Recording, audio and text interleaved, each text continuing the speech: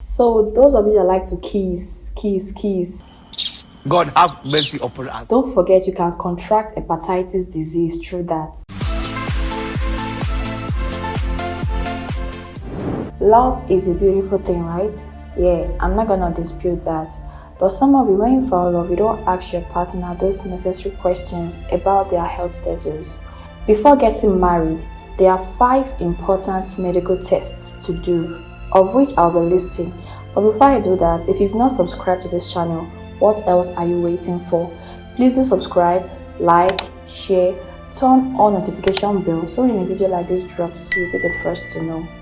So back to what I was saying earlier, the first test to do before getting married is genotype. I feel genotype should be the first question you ask your partner, even at the very first date, to know if they are either AA, AS, SS, SC or AC. If you are AS and your partner is either AS or SS, there is a 50% possibility that every other pregnancy you will give birth to a sickle cell, which could be life-threatening for the child. Number 2, blood group. It is important to know your blood group, especially for women planning to have children. You need to know that there is this thing called rhesus factor and rhesus incompatibility. For example, as a woman, if you are O negative and your partner is O positive, during pregnancy, your body produces antibody against the rhesus antigen.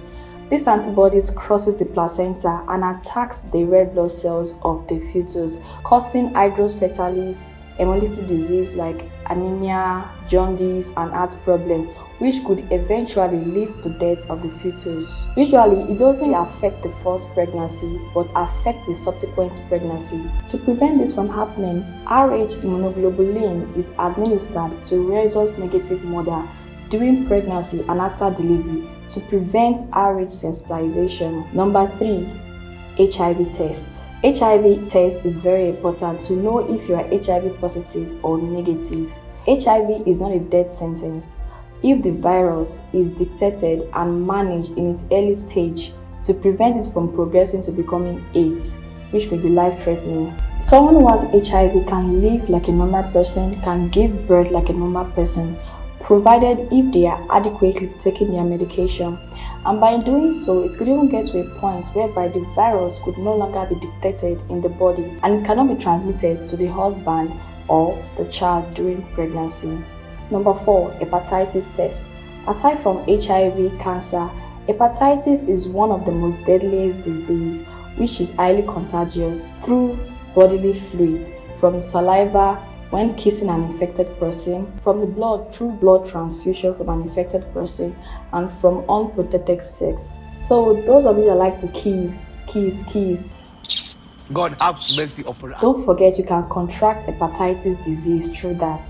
And lastly, fertility test. Fertility test is done to know if you are capable or have the potentials to bear children.